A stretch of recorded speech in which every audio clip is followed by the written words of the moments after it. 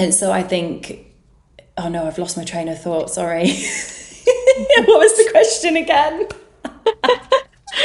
Yes, let me also, You might have to re-ask it because like, yeah. we've done well though. We've done well up to this point. HR Unfiltered. Yeah, here we go. Hi, Grace. Welcome to HR Unfiltered. Happy to have you today with me. Hi, so happy to be here. How are you? Oh, good. I'm very actually excited about this conversation. So, yeah, how are you doing? Yeah, good, thank you. Me too. Looking forward to it. Cool. All right. So then let me just introduce my guest, Grace. I think that you built something that I think a lot of HR professionals quietly dream about. We will talk about it a bit later, but just a couple of words to introduce Grace. So Grace has over 12 years of experience in HR, starting at Jaguar Land Rover. She Yeah, worked that's right. across learning development and senior HR consulting. And from there, she moved through HR leadership roles across multiple industries before actually launching her own fractional HR consultancy, which is called Buzz HR. Right. And yay! And today we are talking about what founders consistently get wrong about HR. What's quietly breaking inside small businesses before anyone can actually ask for help, and what this fractional model actually look like in practice week to week Mhm. from the inside. So, Grace, welcome to the HR Unfiltered. Thank you. Thank you so much for having me. Pleasure. So, to start things off, let's talk a bit more about your experience. So, could you walk us in more detail what you're actually building now and how does it work for you? Yeah, so I suppose a little bit of background as well. I know you introduced me there, but in terms of my career, so obviously started out my career in HR, went straight into HR from university. Obviously started working for, as you say, Jaguar Land Rover. So very corporate organization, very large organization. Got lots of exposure to multiple parts within HR. And then, yeah, as you say, moved through a number of other roles through to leadership roles and decided that actually I wanted to go kind of fully freelance, is how I described it at the time. And obviously now I talk about it as more fractional. The reason being, really, I suppose, because I wanted a bit more flexibility in my own life. You and I have talked about this before, but obviously I experienced a bit of burnout and things like that that we will come on to later. But for me, I suppose the goal was flexibility, but then it was also to be able to work with small businesses and small business owners because I know that they really do need HR support and they don't really have, as many options and as much support as large corporates do, although the law still applies to them very heavily as well. So that was one of the pulls for me, I suppose, for working with small businesses. And in terms of what I'm building now, so my agency is called Buzz HR. As I say, I'm very keen on, well, I work with businesses anywhere, usually up to about 50 employees, sometimes larger. But I like to work with companies that are very proactive when it comes to HR, wanting to view HR as a partner rather than just kind of reactive and experiencing issues and wanting me to come in from that perspective. It's important for me to really partner with the organization. I've worked with lots of different industries, from automotive, as we've discussed, through to private health, marketing, branding. It's hard when you list them off, but FMCG as well. So I've got really well-rounded experience, and the practice that I'm building is just all around working with any companies really that are within that kind of bracket that need HR support and are struggling, and are looking to kind of build the foundations of their business in the right way for their people right from the start of their business. Sounds really exciting. And yeah, as someone who also works in this fractional stuff of things, it resonates a lot because also like up to 50 people, it's still small, but Mm-hmm. usually you build the foundations at that level. So it's Yeah. actually great. All Yeah. right, and that you touched on the point that like you work with small businesses, right? Specifically, and just wanted to ask you, was it more of a deliberate choice or it happened more or less organically? So it was a deliberate choice, really. So, as I say, my career started out in corporate. I worked in lots of large organizations and I got some really, really great exposure and experience throughout that time.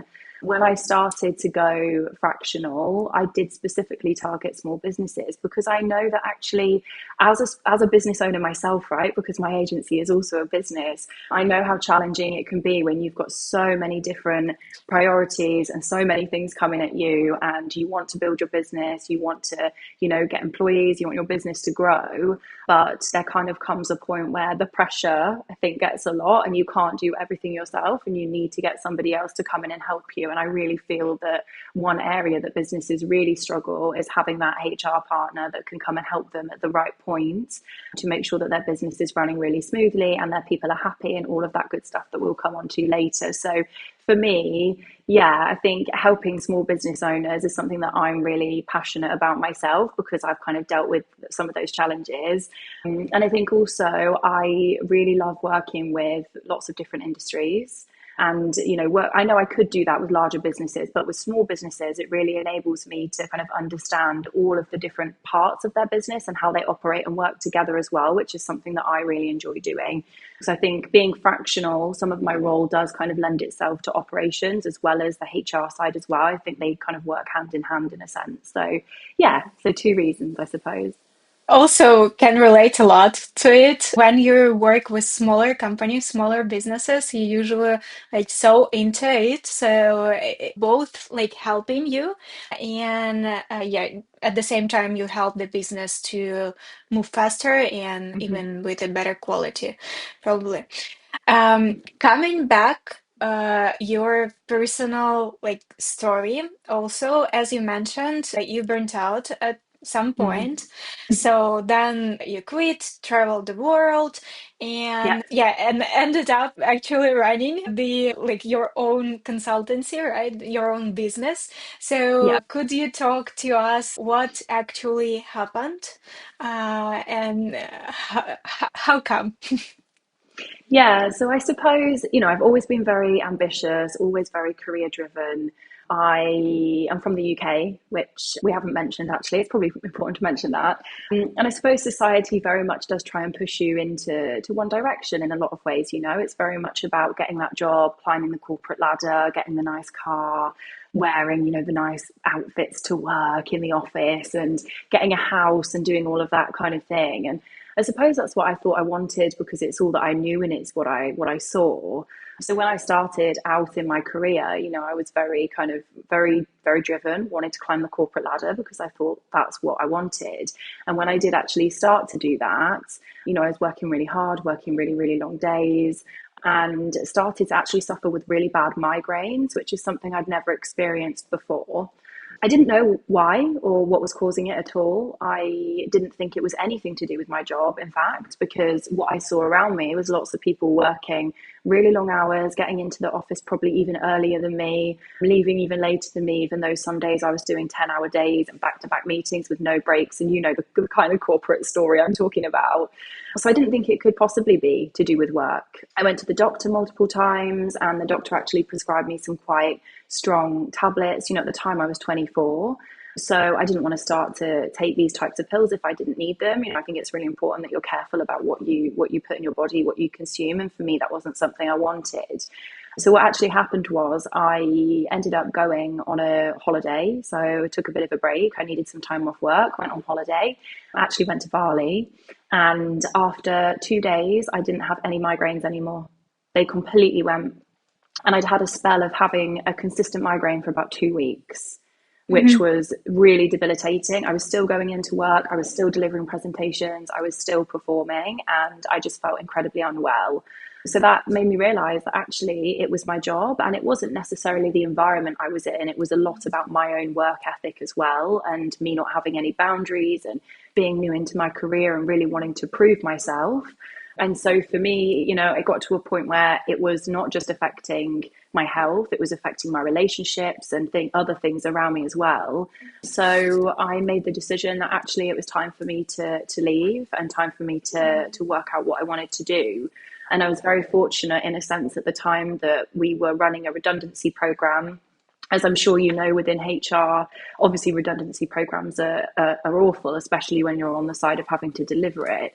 But when I Mm-hmm. say I was fortunate, I mean that, it was a good time for me to leave and I was offered involuntary redundancy. So I decided to take it. And that then enabled me to take a break and be able to go and travel Southeast Asia, have a few months off. And I felt so much better. And it really then helped me to kind of reevaluate and work out, what does success look like to me? What are my priorities?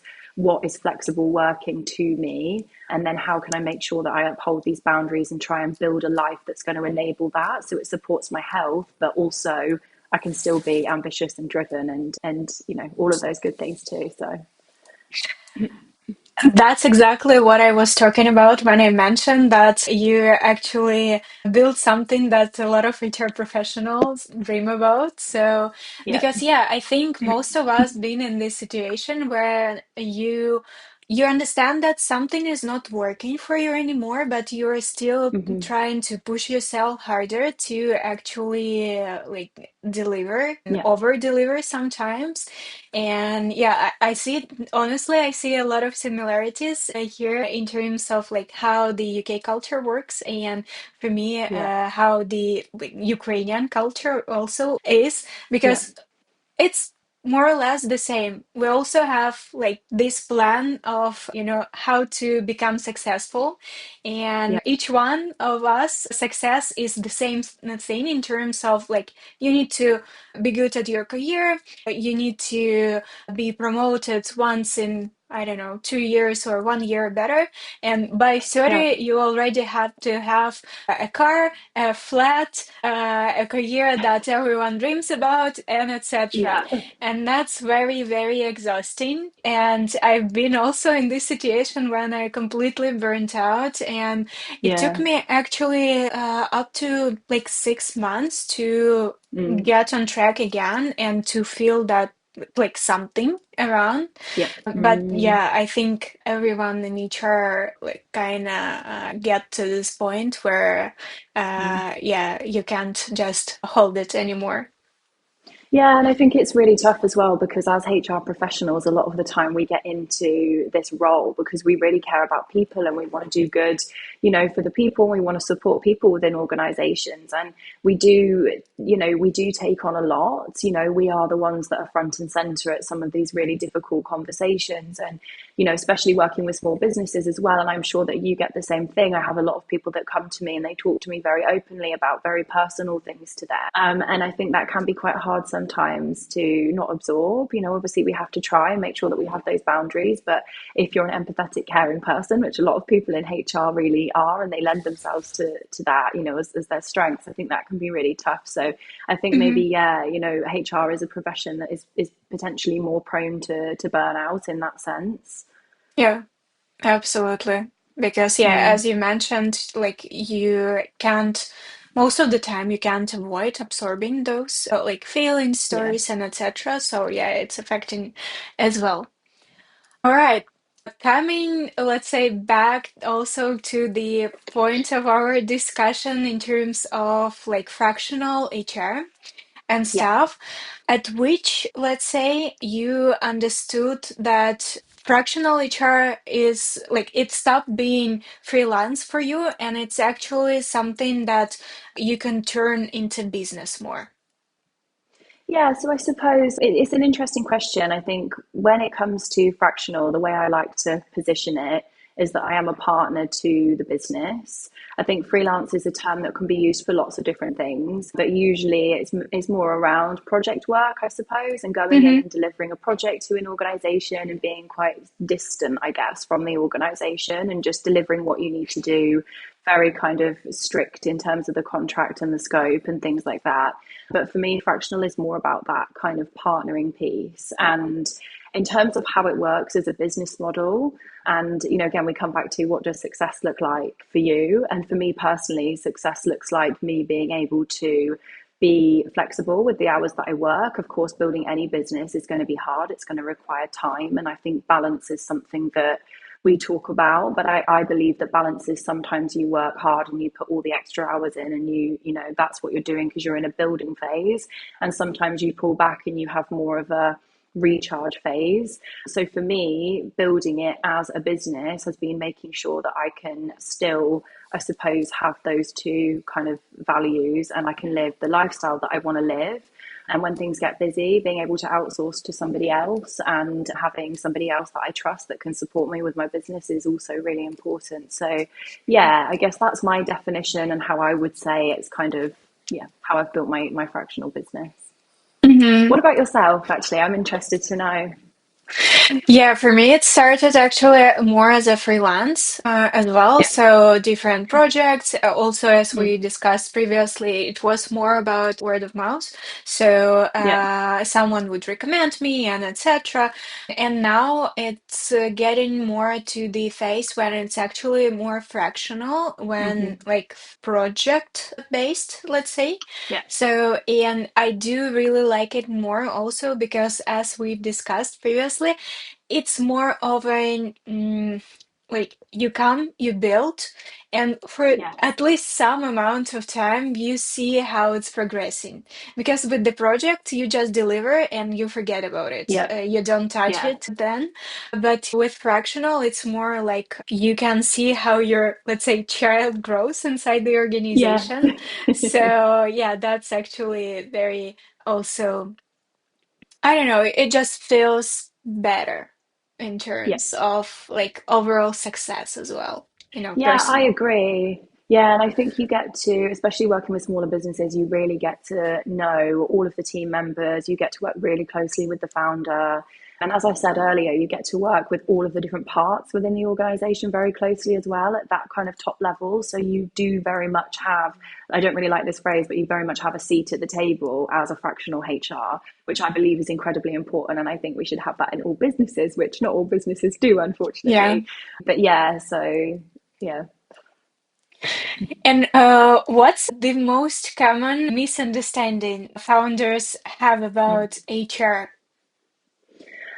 So I think it's that they think it's a lot of admin and just admin. So I think some Hmm. people think it's just rules for rules' sake. They don't necessarily know how that actually manifests or how that needs to operationalize within the organization. They think it's more about just making sure we've got the right documents so that if we're asked, we can say we've got them, which actually, as we both know, isn't going to be very helpful for you if you're not Yeah, actually living and breathing all of the documentation and all of the policies and everything that you've got in place, and you don't understand how that translates into your specific business and your business culture. It's not going to work. absolutely. And also, like how I like to think about HR, not just fractional, but overall, right? HR in the Mm-hmm. business. We are in this triangle, let's say, where we have our employees, we have managers, and we have founders or like business owners, and we sit somewhere in between. So we are actually able Mm-hmm. to touch all of this and Yeah. to be able to influence somehow. Again, if we are allowed, most of the time, we are aside, like businesses want to, they think of us, as you mentioned, more as an admin. But in Mm. reality, when you're working closely with all of those pieces, you understand the business better and you can actually be a better partner for the business. So, Yeah, yeah. of course. And also, you're able to advise because you are very close. Again, in smaller businesses specifically, you are very close to the employees and what the employees need and what they want. And I guess in larger businesses as well, as long as they've got engagement surveys and things like that, you can get that really good data to help you. But yeah, you are very much feeding that into leadership and the leadership team and the founder or, whoever it might be that you are directly partnering with. And so you can give them, really, really good advice that they wouldn't have Hmm. if they didn't have that kind of conduit between HR and the employees and themselves. So yeah, Yeah, our role is very absolutely. important. Yeah. At least we want to think about it as if. No, I mean, I'm joking, of course. Yeah, and also, in your opinion, how do you think at what point fractional stop making sense and business actually needs someone full time? Yeah, so look, this is very dependent on the business. It depends on the industry, it depends on the complexity of the organization, depends on the size of the organization, it depends on the capability of the managers within the organization, the leadership team, so many different things. So it's quite hard to say because it depends on, Hmm. you know, exactly what is going on. And as we know, there can be lots of things going on in HR, or there can be not so much. Sometimes things just happen out of nowhere, and sometimes things can be very steady. So what I would say is when your business gets to a point where the workload is becoming day to day, whatever that workload is, when it's becoming day to day, you know, maybe 4 days a week, 3 days, 4 days a week, just as a benchmark, usually 50 plus employees, I would say as well, again, Hmm. depending on the complexity, that's when I would be considering getting somebody in full time or part time, or having somebody that is a HR team member. And again, the beauty of fractional as well is that, you know, you could bring somebody in that could be more of a HR administrator or a HR manager, again, depending on the business. But if you do need that strategic and that operational, more high level advice, you can always then, you know, have the support of a fractional as well to help you with that. And then obviously you save on the cost of having someone full time at that level, but you still get the expertise. So yeah, in terms of having a HR function, I think there are lots of options, and I think fractional enables there to be much more flexibility as well. I know a lot Hmm. of businesses now are considering fractional a lot more, which I really like to see.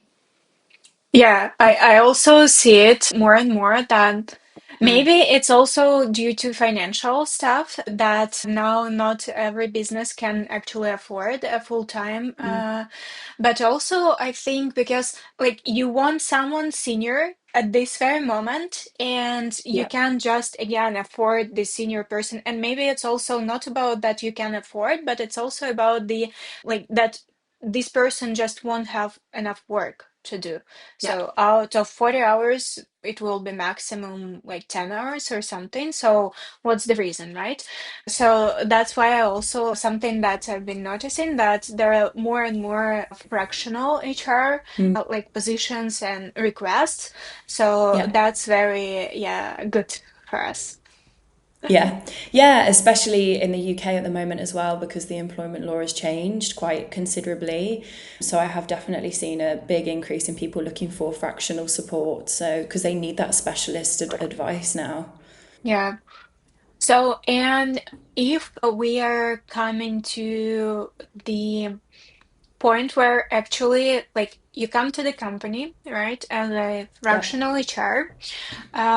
So could you walk me through the typical state of HR when you first join this like small business? So Yep. what are you usually walking into? Many, many things, Yeah. as I'm sure you can agree. It really depends. So, I've worked with some organisations that have never had HR before. So, HR Mhm. was brand new for them. The MD or the co founders had been managing it themselves and had not got into some difficult situations, but were starting to have some difficult questions come from their team. So, in those types of situations, sometimes they do have employment contracts already, sometimes they Mhm. have some policies, but not. Some businesses I've worked with have got all of that, but none of it actually matches up and it doesn't align. Some businesses don't have any performance processes in place when I join, but they might have some of those foundations in place. So, really, again, it does depend on the organization. I've worked with businesses with kind of 10 employees, for example, that don't have any employment contracts. And then I've worked with some with 4 that do, and they all have employment contracts. So really when I go into a business, the first thing I do, and I suppose the discovery call that I'll have with the founders or the MD before we decide to partner, is to really understand where they're at the moment, what level of support they've had before, if any, if they've been managing it themselves, how has that looked, and then really be able to kind of recommend, the areas that I believe that I can help them. So yeah, it really varies. What about Mhm. you? What's your experience been? Recently, also, I let's say saw a company with around 200 employees, and they had no HR processes, nothing is in place. The only thing that they have is basic like contract, and that's pretty Yeah. much it. And at the stage where you already the 200 people, it's already, Wow. a mess when Yes. you're as a founder trying to manage it all, and in reality you don't. So yeah, situations like this occur sometimes, but sometimes, yes, as you mentioned, people start thinking about some processes and like putting Yeah. something in place from like 3 to 4 people already. So Yeah. then when they scale, they have like the foundations, the basics, let's say, and that's Yes. actually easier. And a very also interesting thing here, like in your opinion, when you like, what is the max, let's say, point where you can should actually bring on HR full time or bring in someone as fractional? So what would be the stage more or less, or amount of people in the company? Oh, wow. That's a good one because I am working with some companies at the moment that don't have any employees yet. They are wanting me to help them build a business from scratch, which is amazing. So, Absolutely. yeah, I know. So, really, that's the ideal. So, honestly, I would say again, it depends on the business, but if you know that you're going to scale really quickly, and again, depends on the Hmm. business model, but if you know that you're going to scale really quickly, then I would get somebody in right from the start, just because then you know that everything's going to be in place. And I know Yeah. that doesn't work for all businesses. I understand that. I understand that there are other things that need to be done first before they start to grow their team. But for me, it's always about being proactive. It's always about thinking about how do I want to set this business up in a way that is going to really work for my people and enable my people to be able to deliver the best that they can for the business. Yeah. And it's always that constant feedback loop. And so I do believe that some MDs and some managers and leadership teams are absolutely able to have those conversations without HR support and intervention. But when it gets to a point where actually that feedback loop is broken, it's not working anymore, which we do see happen a lot, Yeah, very often. then that's when they need to be thinking, okay, well, now if I'm not able to have these kind of really honest conversations with my team members, I need to have somebody else that's going to be able to come in and be able to support me with that. For me also, like, of course, as soon as possible. Again, we are not talking about full time or something, but yeah, you just Yeah. need to kind of, if you want to succeed and if you want to grow quickly, you need to set the basics at the very beginning. But also, like, for example, I worked with some companies that are 50 people. They built the foundations on their own. So, Yeah. and then when they decide to grow, they actually invite someone on a fractional basis, right, to also build the processes, ensure that everything is working to, to kind of help them out, like to figure out just what's going on and how to move faster and with better results. So, yeah, Yeah. like I would say that when you're more than 50 people, you should already think definitely of bringing Yeah. someone for a couple of hours at least, or at least to, you know, to map out what's going on and, yeah, how you want to go in which direction. Yeah. I mean, definitely. Yeah. 50 people, whether it's fractional or, I mentioned earlier at that point, you probably want somebody that is going to be kind of really regularly working within the Yeah. business because you're going to be getting lots of queries and things through from employees. And yeah, you're going to need someone that's able to pick that up and manage that probably on a daily basis almost for you. So, Yeah, and most of the time you actually hire an HR generalist, so someone who could both manage the HR and recruitment part. So it's actually a win-win. yeah, exactly. We're promoting here. Yeah, and then like also something that I hear a lot is founders often say we'll sort HR properly when we scale. Yeah. So I have a lot of let's say, different opinions on that, but want to hear yours. So, what does that actually or usually cost them? So, when they actually sort it out when they scale. Okay, so yeah, I think since COVID and COVID times, people want a lot more flexibility in their life and they want that within their work as well. And so Hmm. I think that what we're seeing is people have got higher standards and they've got different standards now when it comes to working and what they want from the workplace. And as a result of that, employees are being a bit more demanding. They are asking for more from their employees, from their employer. And so I think that, that means that employers have to be really open to being more flexible and open to having those conversations. And what that can mean as well is if they're not open to that, then their employees are going to be leaving. So their retention is a lot lower. People that have potentially worked in the business for a really long time, because, there is a lot of top talent out there in the market now as well. So I feel like Hmm. companies are they're potentially losing some of their best people. And sometimes people can sit in the wrong places as well. That's what I Yeah. saw, that you bring on a person for one position and this person stays for like some amount of time, let's say 3 to 5 years, but it's not working with them. So usually what founders do, they just like let this person go. But in reality, maybe it would be even better to retain, but to move to another position that would fit better Yeah. at this point, because again, someone who's been with the company for this amount of time already knows ins and outs of it.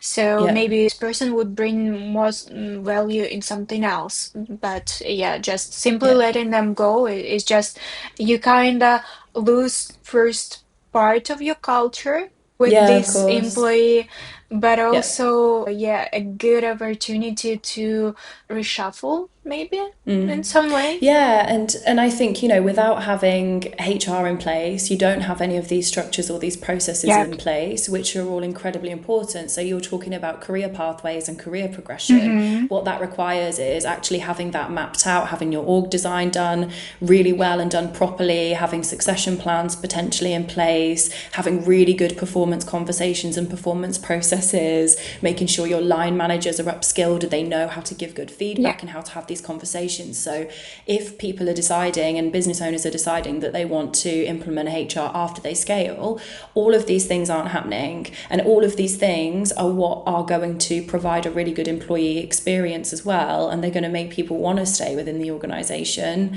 And it is then in turn going to help you to retain your top talent. So all of these different processes are interlinked. And I think to think that a founder, an MD of a really growing business that's growing really quickly is going to be able to manage all of this as well as all of the other demands that they have as well, it's a lot to ask. It is a lot to ask. So I think, yeah, that is a big risk. And then of course that's not even talking about employee relations and that side of Mm-hmm. things and any risks that could come in that sense, which can have huge financial implication, because let's Yeah. remember, with the majority of things, and talking about kind of UK employment law here, the sanctions for small businesses in a lot of cases are the same for the sanctions for large businesses. So as a small business, you're still going to get fined the same amount as a large business Mm-hmm. would, which, yeah, you just need to be really considering these things.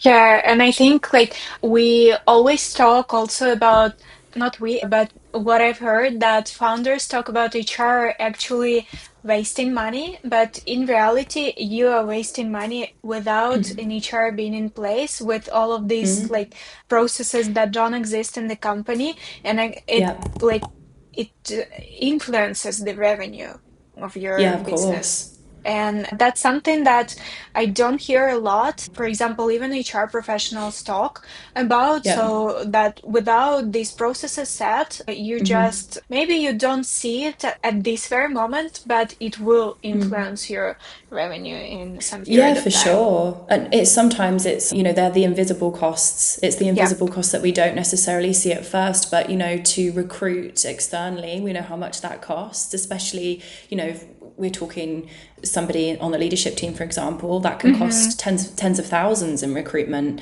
So if you think about actually the cost to retain that person and having these processes in place and everything that we've just discussed, it's much cheaper to keep them in position and much richer for your business in the sense of culture and all of those good things that you mentioned earlier than it is to go out and recruit. So yeah, I think there are so many ways that HR saves a business money, but it looks like invisible cost sometimes. It's not visible straight away. It all comes out in the end. Yeah. But actually letting go some people that don't bring Yes. those results. And it's also like you have to have these situations sometimes happen and conversations around that. And that also helps you to grow as a business. Yeah. And sorry. I was just going to say on that one, that's something that I do see a lot with small organizations where they have employed people and they've grown their business, from the ground up, and the teams, everybody gets on really well, but they're having somebody that is underperforming, but they're not able to manage it because they don't have any performance processes in place. There has been no feedback given. Nobody knows what their objectives are. Nobody knows where they stand, but then they're wasting so much money. They're wasting so much money on somebody that's not delivering. And then sometimes because of the process that we have to go through, it does have to be a certain period of time, depending on the contract and those types of things. So they do end up wasting quite a lot of money. So yeah, it's a really good point that you raise. It's not always just about retention. It's also about making sure that you can exit the right people if you need to at the right time. Also, one question that just popped up. Have you had these situations where you came to the company, you actually built those processes, and then you started seeing that a lot of movement happened and yeah, people were actually let go? The reason I'm asking, because also one company that I worked with just recently, I came to build, it was up to 50 people. I came to build the performance. The original request was to build a performance review, but then we mapped out the actual talent that they have. Of course, the performance review. We saw whether people are sitting in the right places and Yeah. who is underperforming and stuff. And then I saw that around 20% of people were underperforming, and they were like those types of employees that came at the very beginning to the company, but then they just stayed there and like I'm sorry, honestly did nothing for Yeah. this business to succeed. So, and I saw this, the friction first, and then the movement that, yeah, those people were let go, and actually the business is doing even better now. So Yeah. there are situations like this. Yeah, and I have seen the same thing. Absolutely. When you go in and you change, you make a lot of changes, right? It's important to do that sometimes, and people don't necessarily like change, whether that is the MDs and the founders or whether that's the employees, but it's about trying to balance that and make sure that you're, getting the best on what is fair for both sides. But I have absolutely seen that where I've gone in and people are underperforming, they've exited the business, and then after that we've got, new people come into different roles, or we've remap the roles or whatever it's looked like, and then off the back of that the business is performing so much better because you've got the right people with the right skills in the right roles at the right levels. And I think again this is symptomatic sometimes of small organizations. People get promoted quite quickly, which I do completely understand because they've been there from the start, so they get promoted quite quickly, but then what that usually means is that they've never managed a team before and they don't necessarily have those skills. And as we know, once you're trying to deliver your job to your maximum and your full potential, but you're also trying to manage a team of people and you have no experience of that, it can be very time consuming, and people do need support and help with that. So yeah, I've seen a lot of churn because of that as well. Yeah, yeah. And yeah, you just need support also from your manager, from founder, whomever to manage it all. So yeah, definitely agree here. And if, for example, let's imagine that some founder is listening us at the moment, so and they don't have a single HR process in place, Yeah, what's one thing that they need to do this week? they need employment contracts. Okay. If they do have employment contracts, what else? I would say, again, it's a little bit of a boring one, but disciplinary and grievance process and procedure, I think, is incredibly important to have in Mm-hmm. place. Yeah, that would be my second one. But employment contracts, I'm sorry, it's always going to win because I've worked with so many businesses that don't have them. And ultimately, this is how we are contracting with how we are working on a daily basis with employer to employee. And it's just so incredibly important. And yeah, I've seen a lot of companies that don't have them. What would you That's say? hmm. I would say that first of all, that they would need to do is to actually understand what direction they want to go and how quickly. So whether they're going to like grow fast and how exactly. And from there, probably they need to think like we think that they have these employment contracts, okay, in place and everything legally, Hopefully. everything is good. But yeah, there is just no one to manage the relationships. Also depends on the business and depends probably on the and everything, but more or less, Yeah. first of all, for yourself, you need to understand where you're going and how quickly you want to grow, or maybe you don't want. And then from there, yeah, you just play with whatever comes. Yeah. Not very Yeah, for sure. answering your question, but yeah, more or less like this. Yeah, yeah. Uh, Yeah, absolutely. and yeah, to let's say we are coming to an end quite slowly. So one question that I also wanted to ask really like badly. So how do you handle the fact that you are not actually fully embedded? Does it influence somehow, or does it limit what you can do inside the company? So no, it doesn't, because when I contract up front, obviously I'm very clear on, exactly how we're going to work together, what that's going to look like, the service that I can offer. And I suppose for me personally, we've talked about this a little bit at the start, but as a fractional, I like to fully partner with the business. So Hmm. obviously I do this well within the contract restrictions that I have. But for me, again, working with small businesses means that I can build really good relationships with the teams.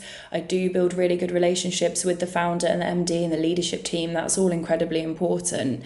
And so I feel like actually being fractional has enabled me in a lot of ways to be a lot closer, I would say, with the organization. And as you mentioned earlier, being that one person that is the connection between employees, between the different teams within the business, between the leadership team, and not having, a really vast HR team where everybody might be picking up a different element, or everybody's within their own specialism. So you don't necessarily get full access to everything that's going on, but I do get that full access being fractional, so it just enables me to have a really good view of everything and I do get fully integrated, but obviously within the realms of my contract, I suppose.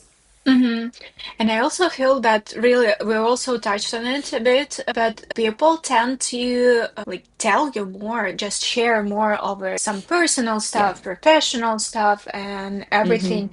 And yeah, so because they probably understand that you came not to like fire them all, but you actually came to change something for better. So they Yeah. share more freely than Yeah. what's working, what's not. Yeah, you're so right. I have absolutely found that sitting within an organization, within a HR team, people were more resistant to sharing Hmm. openly. But since, I've been fully fractional and working with small businesses, people do really open up. And, that's very, very important. It's really important to understand exactly what is going on for employees and how they are experiencing the business, on a first-hand basis. So yeah, I would Hmm. say that is really one of the benefits of being fractional and being, attached enough and integrated enough that you understand what's going on and you understand the complexity and you build those relationships, but also being objective in the sense that you're not fully integrated. So you can have really, I suppose, difficult conversations in some Hmm. cases that it might be more tricky to have if you were fully integrated. Yeah, that's been my experience. Yeah, yeah, I'm definitely supportive here. Yeah. For sure. All right. So, and the last one from my side, probably. So, the biggest green flag that you've seen from the founder in your first call. So we touched on this a little bit earlier, but this Yeah. is when, I mean, when businesses want to come to me before they have no employees and they're thinking about building their teams, that is such a massive green flag because it tells me that, and also just to add to that, sorry, they talk about HR as a partner to Mm-hmm. begin with. And I think that's something that is really, really important because we're not always viewed as partners. We're viewed as a support function that doesn't necessarily have that seat at the table or that say. And I think we should have. And so when founders come to me and they want to partner right from the start, I know that they're really thinking about their people, they're really thinking about that experience, and they're really wanting to build a business that is going to enable their people to be their best. And that's something that, yeah, is quite rare, I would say, but yeah, big Mm-hmm. green flag. Yeah, it's definitely rare, but now Mm. also what I've seen so far is that there are more and more actual business owners like this. So they understand more that HR is not admin anymore, and it's actually Yeah. a partner of them. So yeah, I see it's improving, and I'm pretty also happy about it as well. Yeah. So, anything you would like to share to wrap up this conversation? No, I don't think so. Just that it's been really great. We didn't actually talk about AI, so I think we need to Yep. do another one where we talk about AI. I think that would be really interesting. Yeah, I Um, think so so. yeah, just a note to say there might be another one coming AI related. Yeah, we have it in plans. Okay. But no, just thank you so much. It's been a really great conversation. I've really loved speaking with you. Thank you so much also for coming to this podcast. And yeah, it was a real pleasure also learning about your experience and yeah, just absorbing from you. Thank you. Thank you so much. Ciao. Bye. Now.